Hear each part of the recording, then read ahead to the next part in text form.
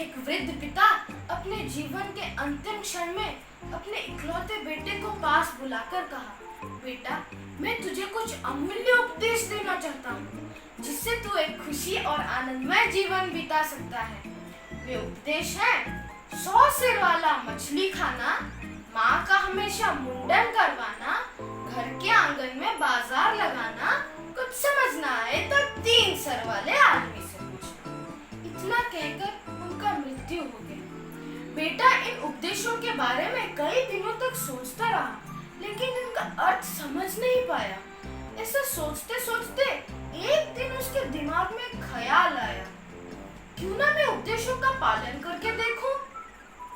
तो उसने पहला उपदेश का पालन किया, जो था 100 सिर वाला मछली खाना। उसने सोचा, भला इस संसार में 100 सिर वाला मछली मुझे कहाँ से मिलेगा? तो शायद इसका अर्थ है बड़े मछली अधिक मात्रा में खाना।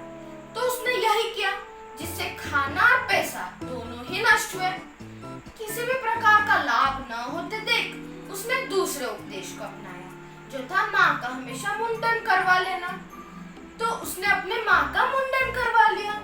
थोड़ा भी बाल उगता तो उसको कटवा देता, जो अत्यंत ही शर्मनाक बात हुई।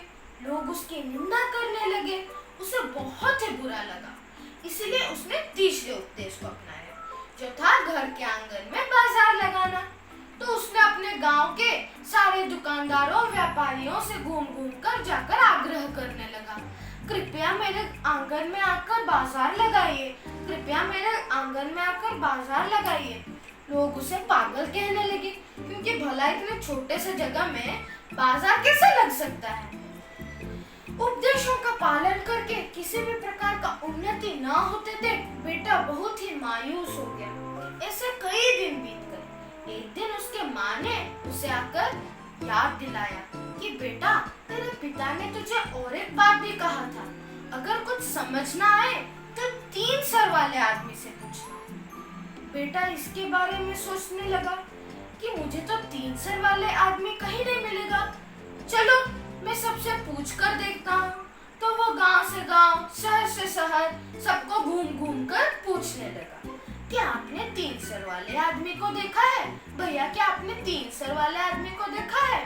आधे उसे पागल कहने लगे और आधे उस पर ठहाका मारकर हंसने लगे। ऐसे घूमते फिरते एक दिन वो एक गांव में पहुंचा, जहाँ एक बरगद के पेड़ के नीचे वह कुछ बुजुर्गों को बैठे हुए देखा।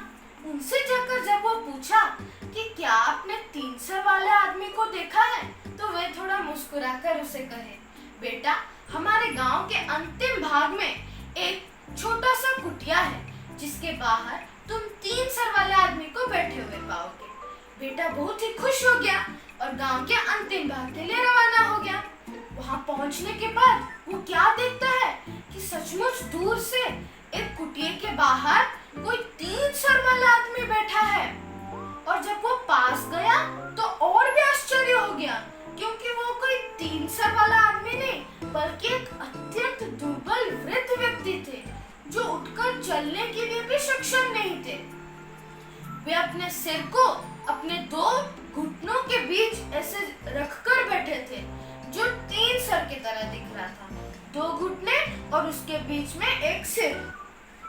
उनसे जब वो अपने पिता के उपदेशों के बारे में पूछा तो उन्होंने बोला, बेटा, तेरे पिता बहुत ही चतुर हैं।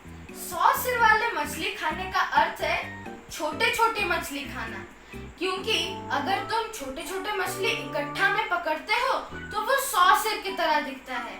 इससे तुम्हें पौष्टिक आहार भी मिलेगा, घर के सभी सदस्यों का पेट भी भरेगा और कम पैसा भी खर्च होगा। माँ का मुंडन करवाना, हमारे जन्मदात्री माँ के अलावा धरती माता भी तो है, तो माँ का मुंडन करवाने का अर्थ है अपने खेत को हल करके उसको हमेशा उपजाऊ रखना।